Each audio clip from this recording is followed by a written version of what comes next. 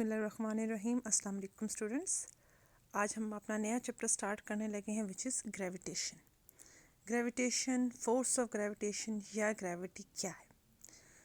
Universe में या हमारी अर्थ पे हम क्या कहते हैं कि जब भी हम किसी ऑब्जेक्ट को अपवर्ड थ्रो करते हैं तो उसको वो वापस अट्रैक्ट होकर आ जाता है टुवर्ड्स अर्थ, और इस अट्रैक्शन को ही हम लोगों ने ग्रेविटी का नाम दिया था। अब ये ग्रेविटी जो है हमारे पूरे यूनिवर्स में होल्ड करती है। तमाम तर प्लैनेट्स का फिक्स ऑर्बिट्स में मूव करना, सैटेलाइट्स का अर्थ के इर्द गिर्द मूव करना, मून का अर्थ के इर्द गिर्द रिवॉल्व करना, that is all due to gravity. अब ग्रेविटी से रिलेटेड जो कुछ लॉज हैं हम उनको स्टडी करेंगे। तो इसमें सबसे पहला जो लॉ है it is Newton's gravitational law या Newton's law of gravitation. Newton's law of gravitation basically ये कहता है कि हमारे पास हर हैवी ऑब्जेक्ट जो है वो हमेशा लाइटर ऑब्जेक्ट को अपनी तरफ अट्रैक्ट करता है। जैसे अगर हम अर्थ पे मौजूद हैं और हम किसी ऑब्जेक्ट को अपवर्ड थ्रो करेंगे तो earth is heavier than that object, तो अर्थ क्या करेगी, उस ऑब्जेक्ट को अट्रैक्ट करेगी टुवर्ड्स इटसेल्फ। अब उस अट्रैक्शन की या उस फोर्स ऑफ ग्रेविटी की वैल्यू क्या होगी, तो उसके लिए न्यूटन ने हमें एक लॉ दिया था which states that every point mass in the universe attracts every other point mass with a force which is directly proportional to the product of their masses and inversely proportional to the square of distance between them।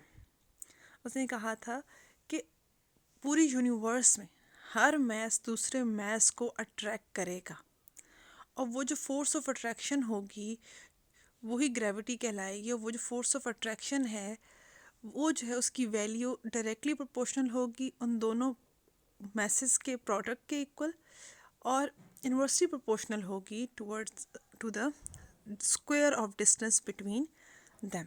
और उसने उसके लिए formula दिया था F is proportional to M1 into M2। M1 एक mess है और M2 दूसरा पॉइंट मैस है, यानी कि दोनों पॉइंट मैसेस का जो प्रोडक्ट है इसके डायरेक्टली प्रोपोर्शनल होगी, और इन दोनों के बीच में जो डिस्टेंस है आर उसके इन्वर्स इसके स्केयर के इन्वर्सली प्रोपोर्शनल होगी। यानी कि अगर हम डिस्टेंस को डबल करते हैं तो ये जो फोर्स होगी इसकी वैल्यू 4 टाइम रिड्यूस हो जाएगी। अब हमारे पास ये दोनों प्रोपोर्शनैलिटी जब उसने कंबाइन की तो हमारे पास फार्मूला आ गया था F is proportional to M1 into M2 divided by R square.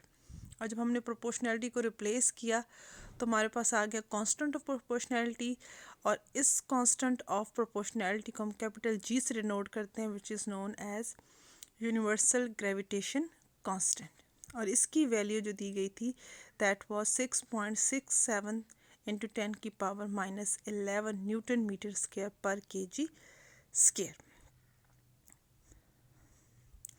अब वो कहता है कि हमारे पास चूँकि जो ऑब्जेक्ट्स होते हैं उनके बीच में जो ये फोर्स ऑफ अट्रैक्शन होती है वो इतनी मिनिमल होती है कि हमें उसको इतना फील नहीं होता।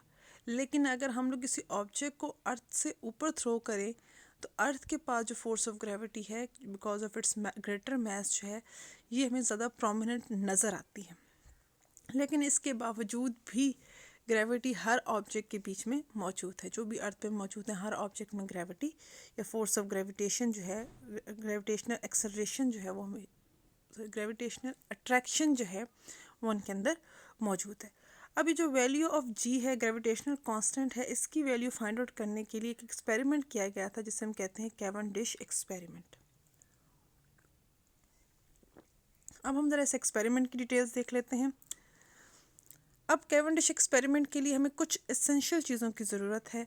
जो चीज़ें इसमें यूज़ होंगी वो क्या होंगी, सबसे पहले एक हमारे पास एक लाइट रॉड होगी, rigid rod with of 2 feet length, 2 small spheres होंगे lead spheres attach to the end of rod, और उसके अलावा हमारे पास एक सस्पेंशन वायर होगी, एक 2 लार्ज स्फेयर्स होंगे और एक लैंप स्केल अरेंजमेंट होगा।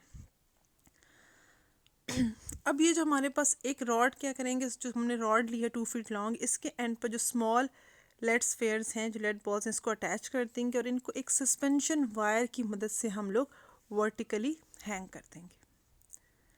अब वर्टिकली हैंग करने से क्या होगा, अब जो हमारे पास लैंप स्केल अरेंजमेंट है ये बेसिकली जब हम इसको हैंग करेंगे तो ये रोटेट करेगा। ये जो हमारे पास से जो रॉड हमने सस्पेंड की ये रोटेट करेगा, और इसकी रोटेशन को नोट करने के लिए हमारे पास जो है वो लैंप स्केल अरेंजमेंट हम लोगों ने लगाया है।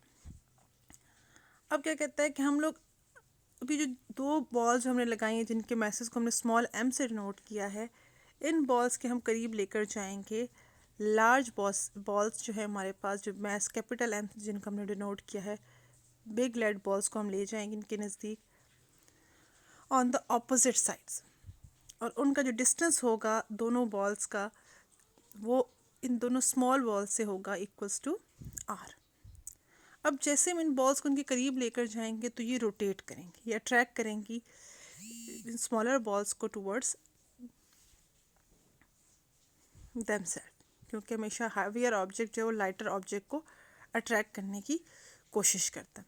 जब ये इनको अपनी तरफ अट्रैक्ट करेंगी तो जो फोर्स ऑफ अट्रैक्शन होगी, जो ग्रेविटेशनल फोर्स होगी, उसकी वैल्यू क्या होगी, F is equals to G capital M into small m divided by R square.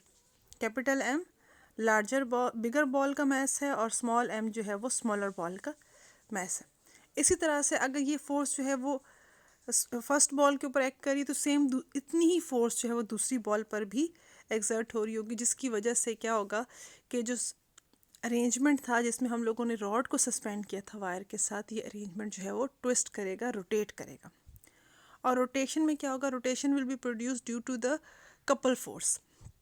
हम लोगों ने पढ़ा है कि अगर दो इक्वल और ऑपोजिट फोर्सेस एक्ट हो रही हों किसी भी ऑब्जेक्ट के ऊपर तो दे फॉर्म अ कपल। अब इस केस में हम देख रहे हैं कि हमारे पास जो बॉल्स हैं एम, जो कैपिटल लार्ज बिगर बॉल्स जो हैं वो हमेशा वो दोनों ऑपोजिट साइड्स पर मौजूद हैं, तो इनकी वजह से जो अट्रैक्शन होगी वो क्या करेगी, इस वायर को रोटेट करने की कोशिश करेगी।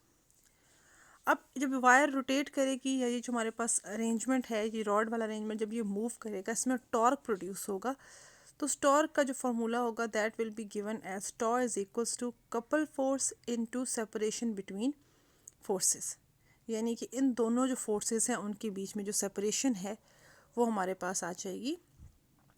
अब इन दोनों फोर्सेस के बीच में जो सेपरेशन है वो बेसिकली इक्वल है इस रॉड की लेंथ के, which is equal to capital L।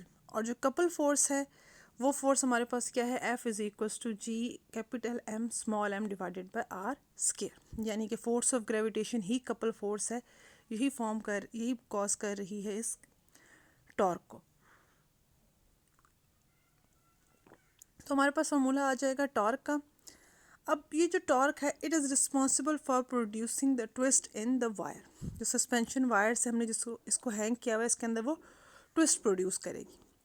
और वो जो ट्विस्ट है, वो जो ट्विस्ट को हम डिनोट करेंगे by the twisting angle theta, और इस ट्विस्टिंग एंगल को मेजर करने के लिए हम लोगों ने लगाया हुआ है लैम्प स्केल अरेंजमेंट, और वो लैम्प स्केल अरेंजमेंट की मदद से हम लोग इस थीटा की वैल्यू फाइंड आउट करेंगे।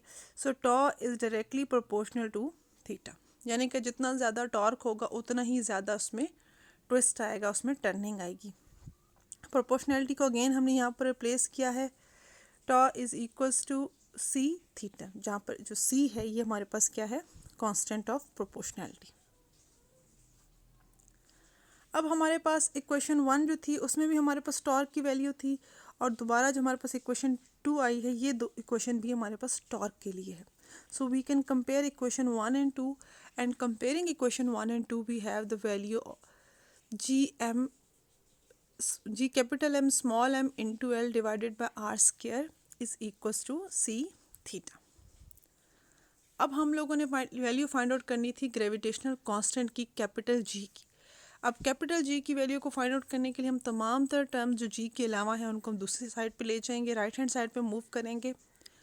अब वो कहता है कि हमारे पास G की वैल्यू फाइंड आउट करने के लिए C क्या है, कांस्टेंट ऑफ प्रोपोर्शनैलिटी है, इसकी वैल्यू नोन होगी। थीटा की वैल्यू हम लैम्प स्केल अरेंजमेंट से फाइंड आउट करेंगे।